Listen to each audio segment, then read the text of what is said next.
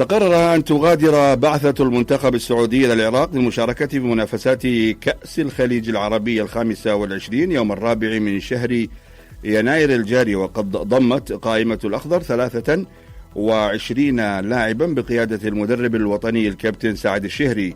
يذكر أن الأخضر سيفتتح مشاركته في كأس الخليج بمواجهة منتخب اليمن يوم الجمعة 6 من يناير، على أن يخوض يوم الاثنين 9 من يناير مباراته ضد العراق، وفي يوم الخميس 12 من يناير يلاقي منتخب عمان.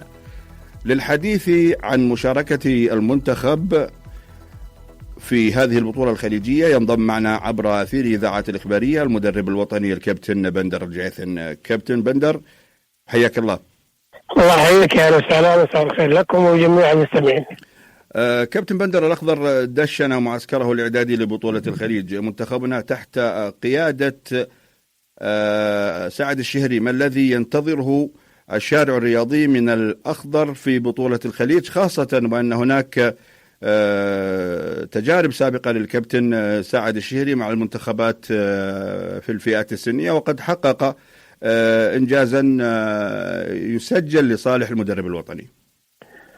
هو طبعا بلا شك، يعني أول شيء نحب نشكر الاتحاد السعودي على إتاحة الفرصة للكابتن سعد للإشراف على المنتخب السعودي اللي بيشارك إن شاء الله في العراق.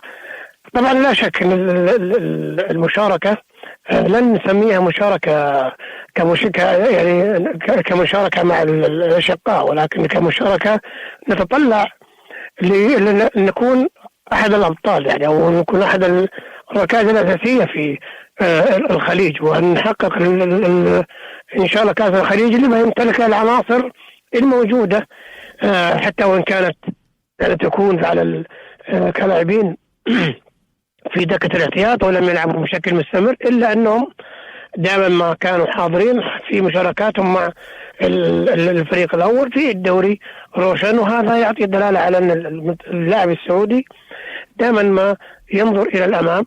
الكابتن سعد أعتقد يمتلك الخبرة، يمتلك كيفية التعامل مع مثل هذه المباريات، إمكانياتها الفنية والطاقم اللي معها لا شك أنه محل ثقة الجميع. أضيف إلى ذلك أن أكثرية اللاعبين سبق أشرف عليهم الكابتن سعد وعارفين يعني ماذا يريد الكابتن سعد. لا شك أن كان هناك مجموعة من اللاعبين كان من الممكن الاستفادة منهم، ولكن لمشاركة مع أنديتهم وأيضا عدم التوقف الدوري روشن استعان سعد بلاعبين لا يفرقون عن إمكانيات اللاعبين الموجودين مع الأندية. كابتن بندر، يعني أنت تعرف أهمية كأس الخليج للمنتخبات الخليجية يعني منذ انطلاقتها وحتى الآن، وهي تمثل يعني أهمية كبيرة للمنتخبات الخليجية. الكابتن سعد الشهري وهو يدخل ولديه يعني خلفية عن هذا الاهتمام من قبل المنتخبات الخليجية، كيف سيشارك بالمنتخب؟ هل ستكون المشاركة مشاركة نقدر نسميها يعني مشاركة مشرفة، أم أن هناك تطلع لتحقيق البطولة؟ لا، شوف، أنا ما أعتقد أي جهاز فني أو سواء حتى الشارع الرياضي وحتى المسؤولين المشاركة كمشاركة ما لا تفيد، ولكن احنا يجب أن يعني نثق في إمكانيات اللاعبين اللي اختارهم سعد. لا شك أن إمكانياتهم جيدة، وهم طبعا يجاروا المنتخبات الخارجية اللي بتلعب بصفها الأول، ولكن احنا كمنتخب سعودي لا تنسى أن المجموعة اللي يضم سعد أيضا زي ما تكلمنا سبق، بعض منهم مثل المنتخب الأولمبي تحت 23 سنة، وهذا يعطي انطباع على أن سعد اختار المجموعة اللي كانت تعرف أسلوب سعد. فلذلك لن نشارك للمشاركة. كل منتخب يشارك في أي بطولة لابد أن يتطلع لأحمل نتائج إيجابية والوصول للنهائي، والمنتخب السعودي يمتلك عناصر جيدة زي ما قلت، ودائما المنتخبات السعودية دائما تتطلع للذهب، وإن شاء الله احنا إمكانياتنا ودعواتنا لكابتن سعد أنه يوفق في هذه البطولة. لا شك أنه خارج الديار. والعامل النفسي حيكون له دور كبير أيضا في أريحية جميع المنتخبات لكي يكون فيها وجه طعام. كابتن بندر، يعني كل المنتخبات الخليجية الموجودة الآن باستثناء منتخب اليمن كلها حققت بطولات، وآخرها المنتخب البحريني الذي حقق هذه البطولة في قطر. يعني الكل سيدخل لهذا المعترك الرياضي بهدف تحقيق البطولة.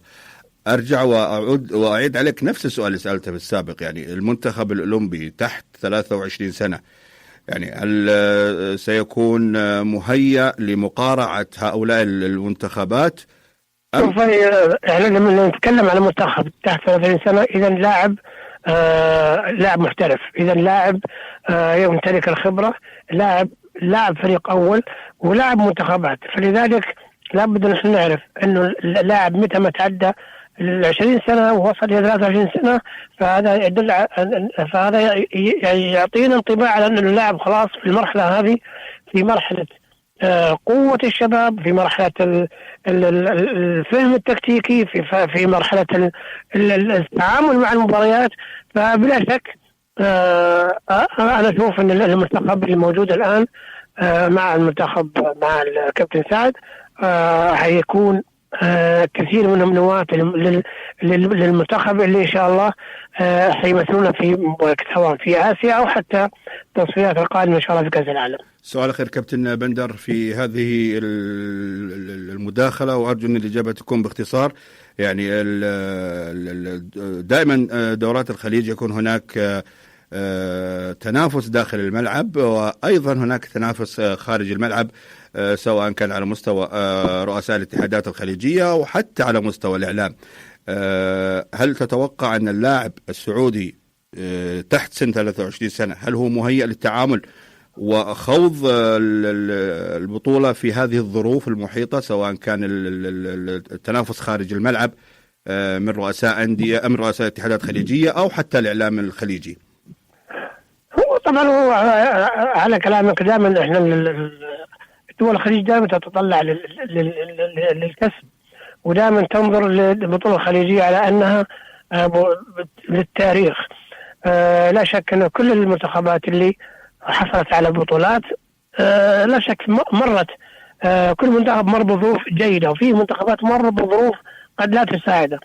كل منتخب اللي مر بظروف جيدة حقق فيها البطولة. تتكلم مثلا عن المنتخب البحريني، حقق وكان في عز المستوى، وأيضا اللاعبين اللي كانوا متواجدين كانوا في قمة عطائهم وقمة شبابهم. أيضا نفس الكلام ينطبق على سواء المنتخب القطري، السعودي، المنتخب الإماراتي، كلها حققت في فترات كانوا في قمة عطائهم الكروي.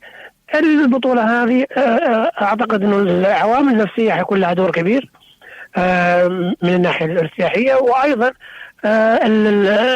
طبيعة الوضع الآن موجود هناك كيف حيكون من الناحية الفنية، لأن كل منتخب الآن اختلف أجهزة الفنية وطرق اللعب. ومن هنا نعرف أن كل مدرب في كل مباراة لابد يكون يحفظ حذره ويعرف المعلومات، وأكيد أنه دون كثير من المعلومات اللي ممكن بيلعبها في كل مجموعته. الكابتن بندر الجعيث المدرب الوطني، شكرا لك.